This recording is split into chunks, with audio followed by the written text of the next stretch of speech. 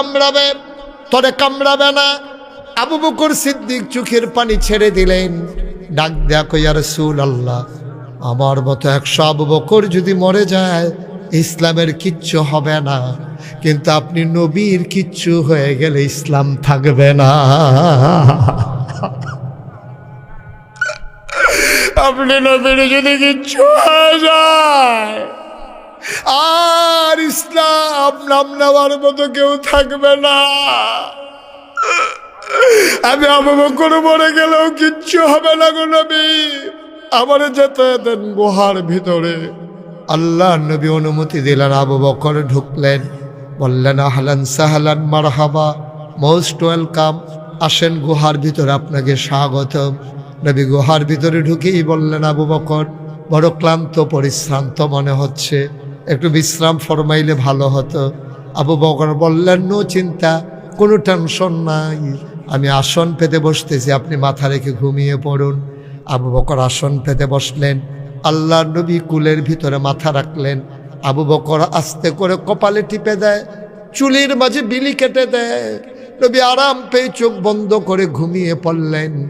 আবু বকর চতুর্দিকে তাকায়া দেখে ওই গুহার ভিতরে চতুর্দিক দিয়া ছোট ছোট গর্ত, গর্তের ভেতর থেকে সাপের জিহ্বা লক লক করে।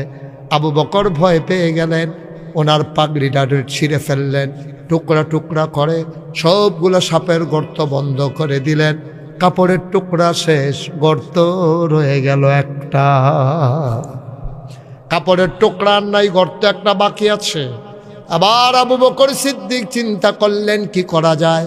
তিনি আবার পা দিয়ে ওই গর্তের মুখে চাপা দিয়ে রেখেছেন। বিষাক্ত সাপ বের হতে না পেরে আবু বকরের গায়ের ভিতরে ধ্বংসন করেছে, ছুবল মেরেছে, বিষাক্ত হয়ে গেছে শরীর, নীল হয়ে গেছে শরীর।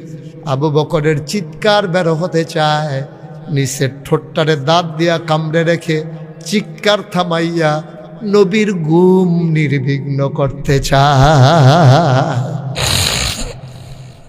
আমি আওয়াজ করলে যদি নবীর ঘুম ভেঙে যায়, আবু বকর আওয়াজ বের হতে দেয় না। আবু বকর আওয়াজ বন্ধ করেছে, চোখের পানি থামাবে কি দিয়া, আওয়াজ বের হতে দেয় নাই, চোখের পানি তো আর থামাইতে পারে না।